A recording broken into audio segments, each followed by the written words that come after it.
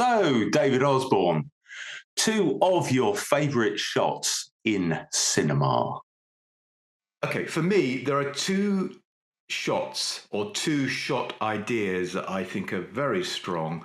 And I think the first one is Sidney Lumet's directing for The 12 Angry Men and his way of using cameras and lenses.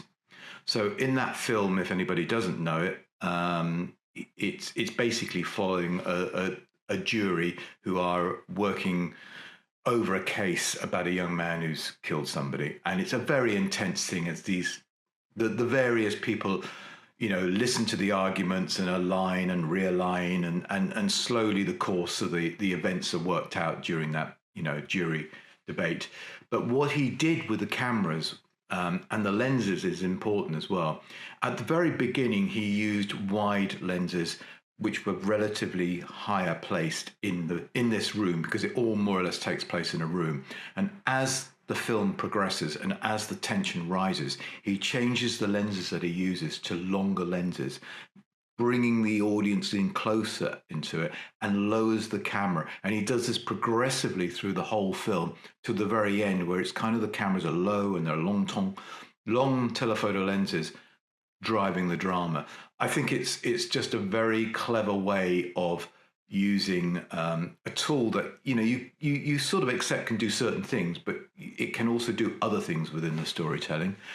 I think the other shots and cameras, I guess, that I felt really impressed me at the time was in Tarzan, when they revealed these sequences where Tarzan and Jane are sliding over the trees, and it was it's all in 2D animation, but they used this. I think it was called deep paint, where the trees and the foliage were all painted in a three-dimensional environment to give you this obviously perspective and depth, and the camera flows around with it all.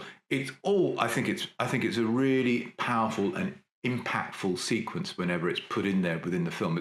I really like it, and for me it's quite a memorable thing. So I think that would be my other one as a selection. So we have live action, we have animation. So, which brings us to today's topic, which is directing style in animation, the use of camera.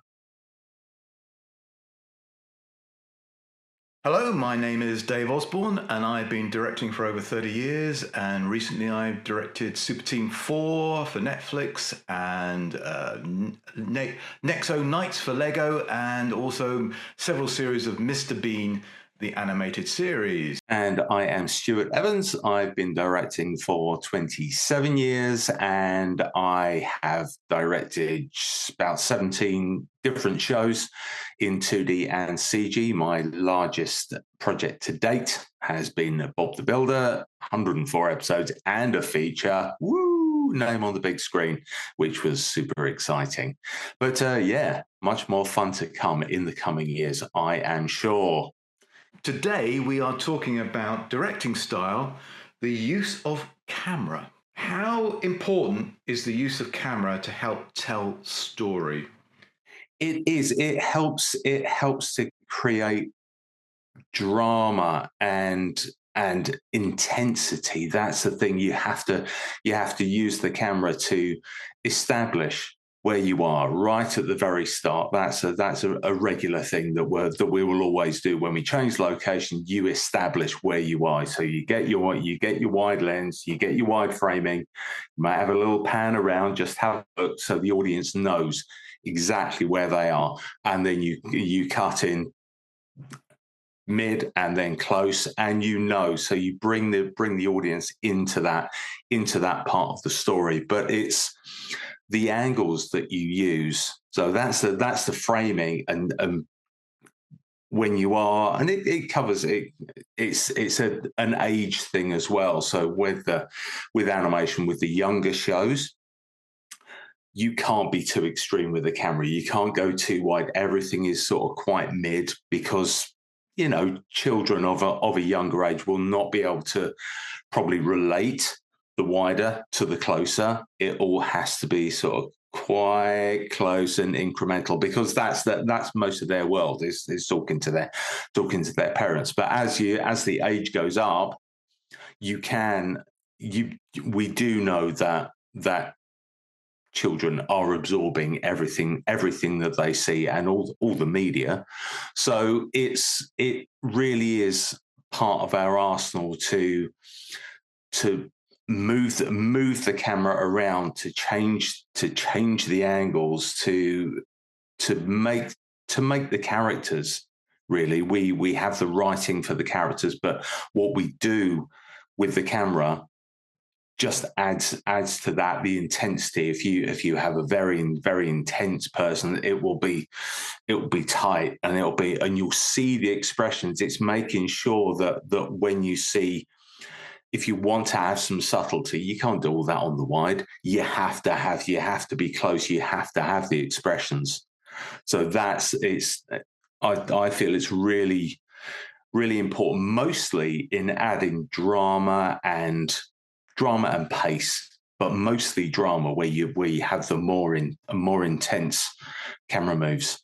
And for you, what I tended to perceive and think is that generally in close up, I'm doing emotional things. I am, and it's a basic thing. You can see the face, you can see the expressions clearly. Then at that point, in wider framing, you're obviously doing things that are action. One of the things I did a number of years ago, and it was purely accidental, I ended up watching Lawrence of Arabia and The Artist on the same day. I had a long layover on a flight on a business trip, and this stuff was on TV, and I just happened to watch the two films almost back to back. But it was also a very interesting experience, because obviously Lawrence of Arabia was shot super wide, whatever it was in those days, CinemaScope, or one of these sort of great big sort of Panavisions, one of these great big sort of wide vista framings. And then The Artist, which was almost entirely, if anybody remembers it, an entirely sort of silent movie, no dialogue, about a silent movie star. And it was shot in 4:3. And you really felt the presence of the camera in both films because of the nature of what they were doing. The great big sort of, plains of dust and armies and incredible visuals that David Lean put together. And then what was done in The Artist, which was really about the emotions of this silent man who could only really perform through his face and certain body language, but mostly through his face, and how that communicated across to the audience. And I think that's something that anybody who's looking at cameras and how to use them, I would say that's a starting point for you. I would say, what is it? What is the story that you're actually telling? One of the reasons why these shows with vehicles like Thomas the Tank Engine were quite successful for young kids is because they could understand the emotional range of the characters, which were often shot with the faces almost filling frame again. And so it was very clear for them what the emotional idea of a character was. And it also relates to the fact that, kids will watch a film again and again, and that's partly because they don't get everything that's in there. They don't get all the information. So for them, when they watch it, they're receiving new ideas and new understanding of the story that they perhaps didn't get on the previous viewing. It's the use of panning shots in and wider shots to cover action, and to just get injecting that pace, and knowing when to do a crash zoom in. And it's making sure that the timing is correct on some of these shots, knowing exactly when you're going to crash in and who to follow. And you can sort of subvert some of the tropes. So you can be following a character, and you say, okay, we're going to follow them to the end, and then they literally, it's, again, this is drama and into comedy as well. They could be running along, and we treat the camera as as an independent observer, because if we are following, one of my favorite gags is someone running along and we're tracking with them. So we're following that particular character. He stays center of screen and the background is moving behind him. So we're following him, and then he'll be running along, looking backwards. Then he'll hit a lamppost and stop dead, and the camera will continue. So it's what we are not just following the action. So he goes clang, and he goes off that way, and we carry on. And so we can have the camera as almost an independent observer. And I saw a breakdown of use of camera the other day, and it was very interesting to see a breakdown of the use of the camera in Captain Phillips, where when the pirates first go, spoiler alert, when the pirates first board the ship, and they're on the bridge, and they're trying to take control, and the camera is actually really low, and if you watch it, it's hiding behind part of the bridge, and it's sort of peeking out like it's hiding from the. So it becomes a character, almost becomes a character itself. So you are the camera. We're not just. It's not just being presented to you. You are the camera. So you're feeling what we are making you feel. That sense of, oh my God, and hopefully the audience are sort of hunched in their seats. Go, oh God, no, I'm just about to be spotted. So it's almost it's a tool, but it's almost a character in itself, and we're making that character the audience, and we are presenting their point of view, and we are leading them exactly where we want them. I mean, there is a difference, and I think we get onto this a little bit, between what you might do in an action adventure show and a comedy show. I think we also have to remember, I think the visual language of filmmaking has changed. I always view filmmaking language, and I think cameras in particular, cameras are like the grammar and how people use the language to a certain extent. And I think it's developed a lot in live action in the last 25 years, 30 years, compared to the cinema I remember as a kid. And that's primarily because cameras have become smaller, lighter, and, they've got Steadicam rigs and all of these sort of devices. So that's creating the ability for filmmakers to create a new language or a new new words. Let's put it this way. They create new words as you're describing, putting the camera in, over, and in amongst people, and maybe having several cameras because they're relatively cheap and light for a film production to buy and purchase, and being able to do some multi-camera aspects on quite a complex idea. Whereas, the earlier example of Lawrence of Arabia, they probably had one or two big cameras to cover. These were big physical objects that took several people to move, and the lenses were probably hugely expensive, and the film stock was massively expensive. So I think one of the things that I've perceived is that actually I think the language of film, through the cameras in particular, both in live action and animation, has evolved in the last 20-30 years. And I certainly think things that I've done in more recent programming in films reflects that. I think that influence has hit me as well. Do you treat comedy and drama differently in the use of the camera? Well, it's very different if it's verbal or non-verbal humor. So if we are going for the verbal humor, it will be we can have it pretty much mostly in mid-shot because it's all about the characters and their interaction, and it's going to be quite like two shots over the shoulder stuff, and it's all between. Like, look at the Woody Allen films. You very rarely go very, very wide. We don't need the vista, and there's no change of angle. There's no extreme ups and no extreme downs. it's all about the characters, and so it's pretty straight for me. With drama, it is much more intense. So you are playing with the extremes. You're going for the epic white. Oh my God, a sense of awe, and then being very, very intense, even just to the eyes, to see that sort of simmering rage, up shots, down shots, and then you play with the lighting. So I would say for drama, it's all about creating intensity for the audience, and in comedy, we are presenting this for your purely for your humorous entertainment.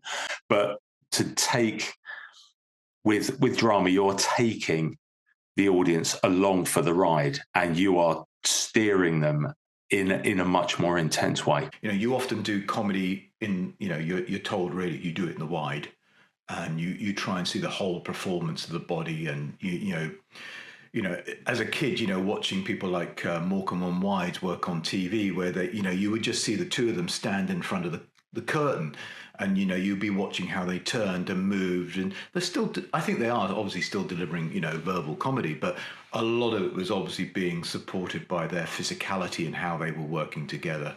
So comedy often does rely on that sort of mid to wide shot, and you see that heavily in the older black and white films.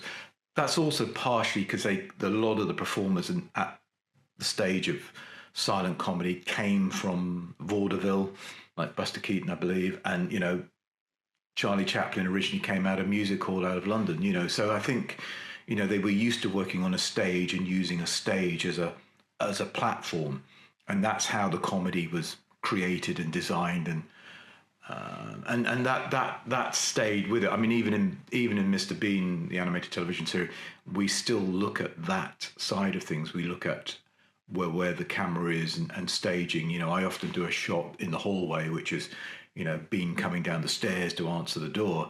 And, I'll try and do it as much as I can, as wide as I can, so you can sort of see him come down, see where his brain is at that particular point, and, go to the door and open it. I'm not doing something where I see the feet. If I was doing that for drama, I might see a close-up of the feet come into the steps, and perhaps a pensive looking face, and then, maybe something just to show the audience where the whole of the aspect of it is, or a point of view of the door, and then the hand going on the doorknob. You would just break it down very differently. So I think, you do. The phrase of proscenium march, where the characters come on in comedy and then go off on, they come in and go, come out. It's that sort of idea. Stage left. Yeah, exactly. So, I think there's a definite difference, and I do approach them differently in how I think about them and handle them. So we touched on this earlier, and how would you use the camera differently for different age demographics, especially in our industry? Okay, let me approach the question slightly different. I would probably, for the older groups, use cameras that I feel, especially in the action and drama, that I know that even an adult would recognize and comprehend. It would feel. I don't think I would change my approach between a youngster who's 8, 9, 10, 12 to an adult, really, in that sense. I think if I was doing for a preschool thing, I probably wouldn't cut as frequently. I probably wouldn't move the camera around quite as much, possibly also because you don't necessarily get the budget that goes with to do things like that. There's that aspect. There is that aspect of it as well, and consequently, it's scheduled and budgeted differently because the expectations are different. You're going to have to think that the audience are going to be working quite hard to keep up with the emotional information that you're giving them through the performances. So you probably don't want to sort of over-complex the visual with, a Steadicam move when, Bouncy Bunny is just talking about, he had a really nasty day at nursery school. It doesn't justify it. Let's put it that way.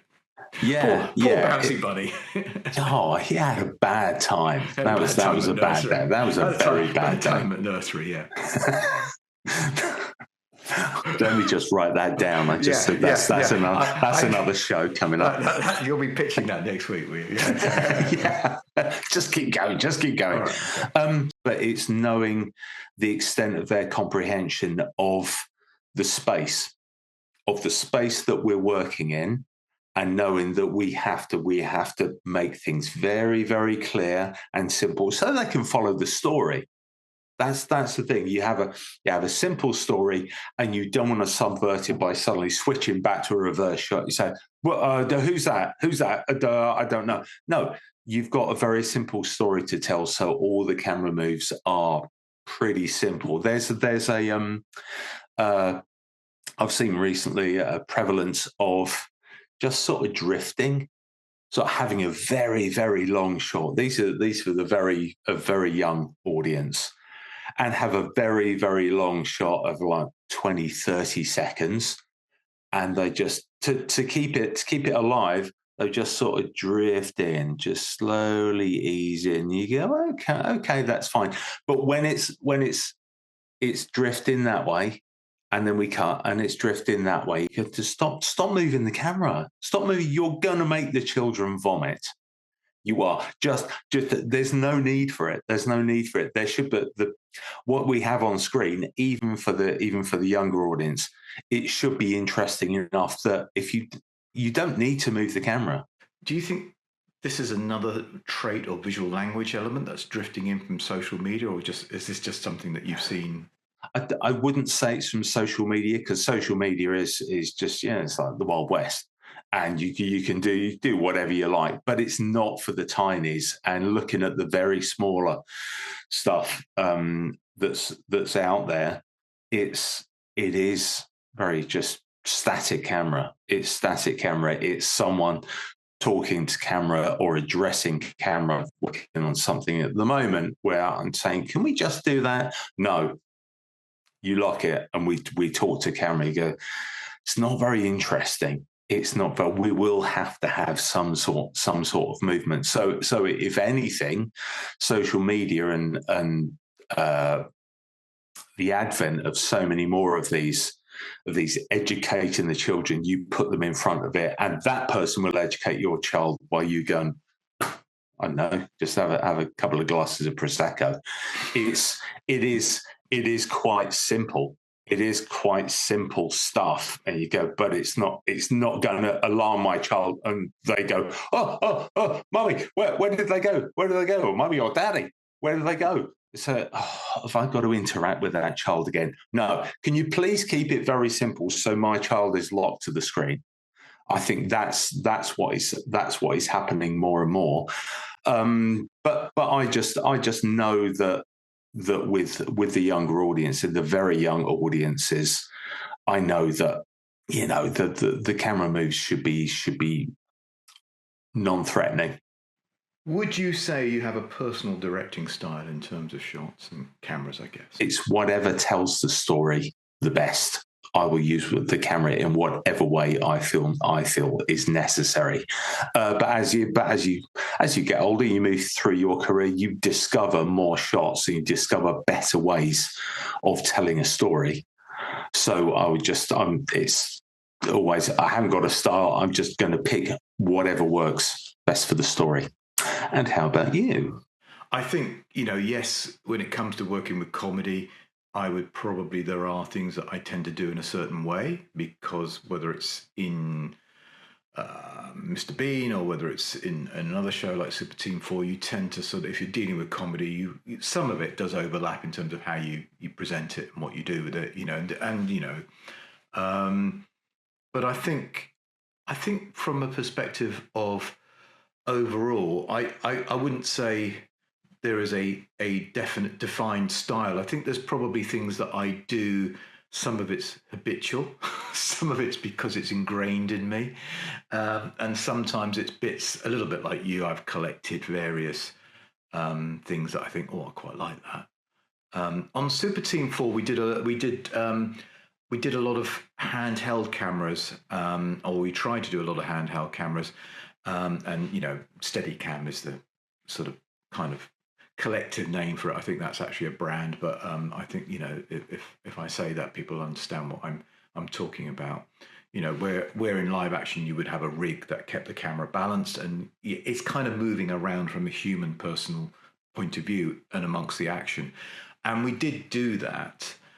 It's quite difficult to do in animation for lots of reasons, because you're actually setting up paths of action that are put there by an individual who's not carrying a camera but actually moving a cursor around on a screen, and it doesn't quite have the same feel. There were things that we did in the end to make it more naturalistic and you know, to make it feel more authentic. So yeah, I think the other thing I know that people who've worked with me, I'll be say I'm a bit sort of pedantic about, is I like to place the characters on the camera thirds quite carefully. I do use, you know, that grid.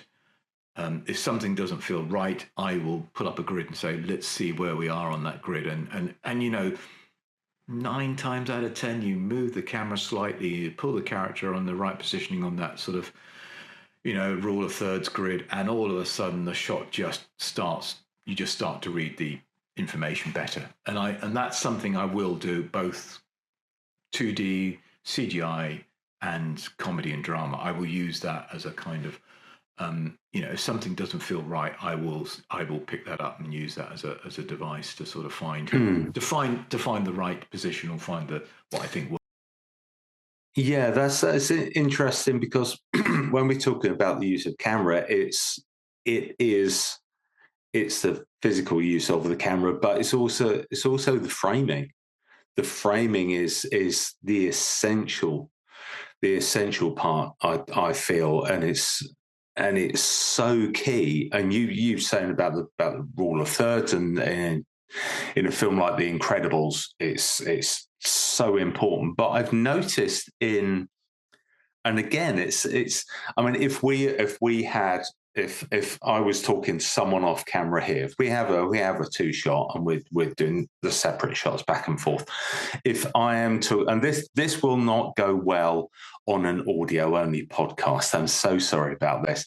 So if I am talking to someone at screen left, I will automatically place myself as the opposing speaker at frame right, at screen right, to talk across, and then the opposite, the person talking back is talking to off screen right, and they'll place themselves. I will place them at screen left in that third. But what I've noticed in drama, in television drama recently, and this must be about 4 or 5 different shows, when they've done that, they very pointedly, and I think one person started using it and then everyone was borrowing it, that when they're talking to someone off screen, they're doing the exact opposite. They're putting them in the closer third to where they're speaking. So there's a huge amount of empty space at the back of their heads. And I'm thinking, why you did that? I can't see the point. Does it make you feel uncomfortable? No, it doesn't. Okay. It doesn't. It just makes me confused as to why they're doing that. It doesn't induce any sort of discomfort or any other feeling than I really don't know why. It's just confusing. There is the expectation of where someone is framed when they're speaking to someone. You have the space in front of you, so that is sort of live space, and we are very aware always of having huge areas of dead space. So when we're framing, if someone is at the edge of frame in the corner and there's a lot of dead space behind them, it's that audience expectation of something is going to suddenly lower down in behind them. You know something's coming. So again, it's one of those tropes that is the expectation of the audience that if I'm leaving an empty space, something is going to, nature abhors a vacuum, and something is going to fill that space, and you may not like what's going to come in.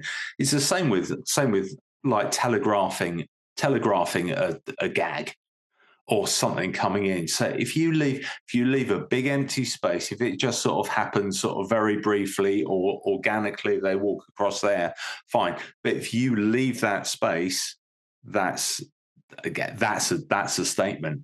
But with this particular shot, it's I've seen it so many times, and it's just confusing, and I don't understand why they're doing it. As you said, it's not making me feel uncomfortable. It's just why? Why are you doing that? Well, I asked the question. I mean, I think I have seen the shot, and I suppose from from a director's point of view, I'm thinking, is something going to come from behind, or is the camera being positioned there because am I trying to make the audience feel uneasy with what's being said? Because something feels wrong in the frame. That sort of thing. I don't know whether that's a layer that they're trying to achieve. I mean, it's a little bit like the whole thing where, suddenly, in live action, mumbling became the way that you presented dialogue, and because it's naturalistic, and you go, yeah, okay, but then if 2/3 of the audience are struggling to understand what's going on, you are going to lose the audience. That's my perspective on it. I mean, I would love to hear the other argument for it, but again, is it one of those things where there is an actual aspect where somebody thinks, by doing this, I am making the audience feel perhaps uneasy, and that might feel and that might echo in what the story that's being presented at that particular point. Other than that, I don't really know. I'd love to know. I'd love to know. And if anybody listening, or have had the pleasure of watching Stu present all of his theories there, can answer that question, we would like to hear from you, because please do comment. We would love to know. We're always happy to be educated. Yeah, in that particular case, I think I would like to understand why. It might be a fad. We've all had those in various guises, when people say, oh, we're going to do it like this, Do you have particular shots or directors that you will borrow from? I like to work it out on my own in the first place, and say, you know what, I think and it's as we've discussed before, we should be able to, as soon as we read that script, we should have pretty much all the shots worked out already playing in our heads. So a lot of the time I have that, and I think some of it is subconscious. So I've absorbed these shots and I've loved the shots, and I say, okay, so that's in my toolbox in the back of my head, and I will bring that up because this is the suitable time to use that particular shot. But for his, I know it's obvious, but he is a genius, and Spielberg is